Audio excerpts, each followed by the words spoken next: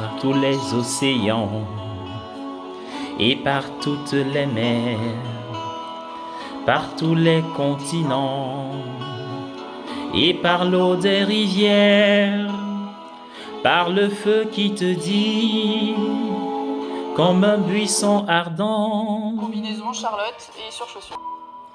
Par tous les océans et par toutes les mers, par tous les continents et par l'eau des rivières, par le feu qui te dit comme un buisson ardent et par l'aile du vent. Je veux crier, mon Dieu, tu es grand, tu es beau, Dieu vivant, Dieu très haut, tu es le Dieu d'amour. Mon Dieu, tu es grand, tu es beau, Dieu vivant, Dieu très haut, Dieu présent en toute création. Bonjour à tous et à toutes, bien-aimés du Seigneur. Bienvenue à notre halte spirituelle pour la journée. Nous sommes le 6 juillet 2021 et nous avons la possibilité de célébrer la mémoire facultative de Sainte Maria Goretti, martyre. Mais de toutes les façons, l'évangile est le même. Matthieu chapitre 9, versets 32 à 38. Installez-vous bien, c'est parti pour une autre édition de notre méditation quotidienne. L'évangile d'aujourd'hui nous rappelle qu'il y a deux royaumes qui s'affrontent, ou pour mieux dire, il y a un seul vrai royaume, celui de Dieu, et un faux royaume qui tente désespérément d'usurper le royaume de Dieu. Même les pharisiens reconnaissaient les forces spirituelles à l'œuvre dans le monde. Ils étaient plus proches de la foi que ceux dont la vision reste focalisée horizontalement sur le seul monde matériel. La foi, loin d'être irréaliste, est la vision la plus fine de la réalité qu'une personne puisse avoir. Grâce à la foi, nous prenons conscience de ce qui est en jeu dans la vie de chaque personne humaine. L'esclavage dans l'antre de Satan ou la libération, la liberté dans le royaume de Dieu.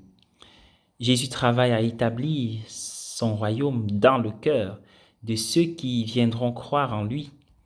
Mais il choisit de ne pas le faire seul. Il sait que la foi se transmet par le témoignage. Et il désire davantage de disciples ouvriers pour sa moisson. Qui se joindra à lui?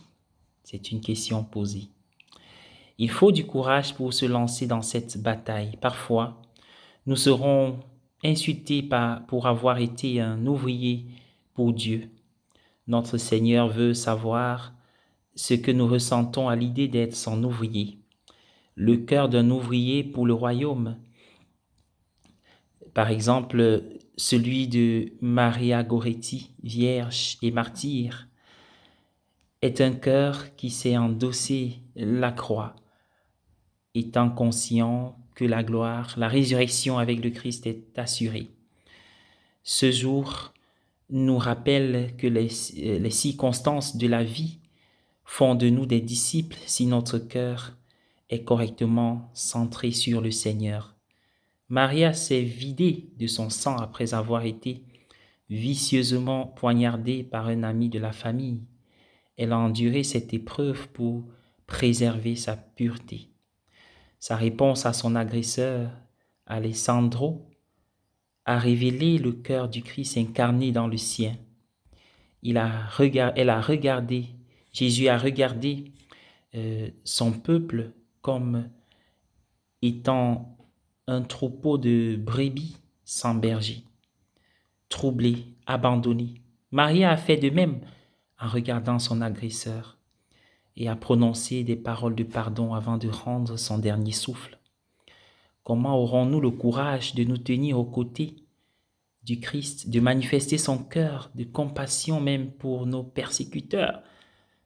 Seulement en restant en Christ, conversons avec le Christ chaque fois et disons-lui, Jésus, tu veux Je veux t'appartenir, je veux être à toi. Je veux prendre part à ton royaume, être libre de vivre dans la lumière de la vérité et la joie de ton amour. Accorde-moi ton cœur pour que je puisse construire ton royaume ici et maintenant par la compassion, la miséricorde, la charité, le pardon. Amen. Bonne journée à tous et à chacun.